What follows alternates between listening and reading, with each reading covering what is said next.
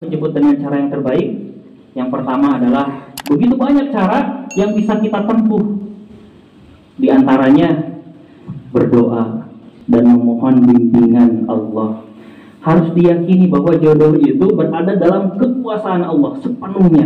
Bahkan bukan hanya jodoh, semua yang ada di dunia ini yang terjadi, bahkan daun yang jatuh itu dalam genggaman kekuasaan Allah. Apalagi jodoh yang begitu besar, apalagi jodoh yang begitu luar biasa, tentulah Allah memegang andil yang sangat penting. Seluruhnya ada di tangan Allah.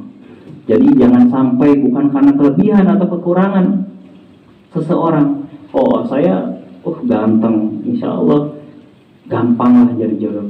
Saya kan cantik, kaya, pinter, gampang lah jadi jodoh. Bukan seperti itu. Tetapi harus diyakini bahwa jodoh ini Allah yang megang, dan kita minta kepada Allah dengan cara berdoa dan memohon bimbingan Allah. Ini doa itu luar biasa. Kemarin tadi sudah dijelaskan bagaimana kisah Imam Ahmad bin Hanbal. Ternyata ada seseorang yang berdoa yang mendesak hatinya untuk pergi tanpa alasan. Berdoa ini menjadi sesuatu yang luar biasa, menjadikan yang tidak mungkin menjadi mungkin. Ada kisah nyata tentang seorang pemuda soleh, hafal 30 juz. Ini buta tapi kondisinya dari kecil dia buta. Oleh ayahnya, oleh ibunya didatangkan seorang guru ngaji. Dia mengajarkan baca Al-Quran dan menghafalnya sampai hafal. Sampai hafal si anak ini, kemudian tumbuh dewasa dalam kondisi soleh, hafal Quran 30 juz, tetapi matanya buta.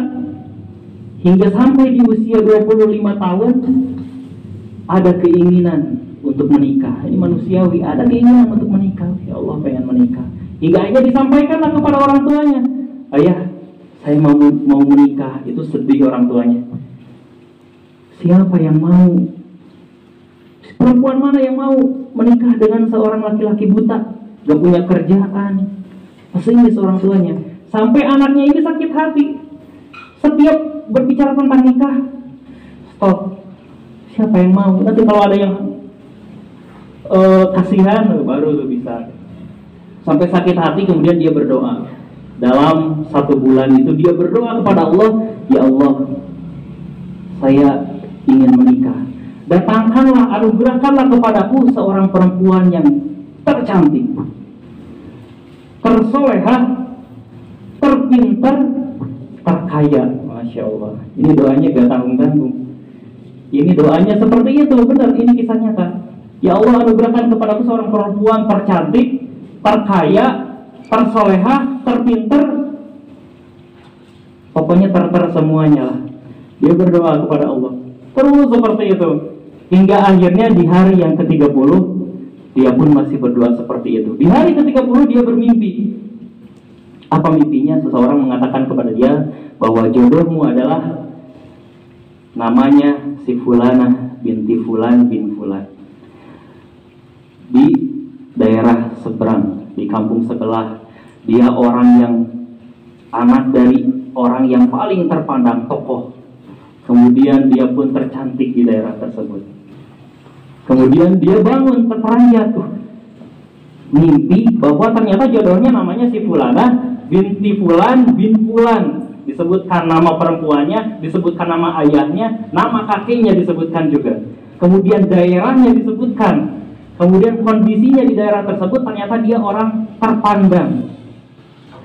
Maka kaget, kemudian dia katakan kepada ayahnya. Jadi selepas beres sholat subuh, diantar sama ayahnya, pulang dari sholat subuh, wahai ayah, apakah di daerah sini ada daerah yang bernama A? Ada daerah itu? Maka ayahnya menjawab, ada di seberang. Kemudian apakah di seberang itu ada seseorang yang bernama Fulan bin Fulan? Ada, dia tokoh terpandang di daerahnya. Apakah anaknya bernama Fulana? Betul, lamarkan dia untuk saya. Ini kaget ayahnya. Aneh katanya. Perempuan biasa aja gak mungkin. Ini anak tokoh, cantik, terpandang di daerahnya. Apa yang menyebabkanmu untuk meminta melamarkannya untukmu? Akhirnya anak ini menjawab, aku bermimpi wahai ayah, Saya bermimpi, dari mana saya tahu tempat itu? Saya gak pernah melihat seumur hidup saya. Bagaimana saya tahu di tempat itu ada orang yang bernama Fulan bin Fulan? Bagaimana saya tahu nama perempuan anaknya itu adalah Fulanah bin Fulan, binti Fulan? Aku bermimpi, dan dia mengatakan bahwa itu adalah jodoh saya. Baik kalau begitu, ayo saya antar. Tapi ini harga diri keluarga nih. Kalau ditolak jatuh.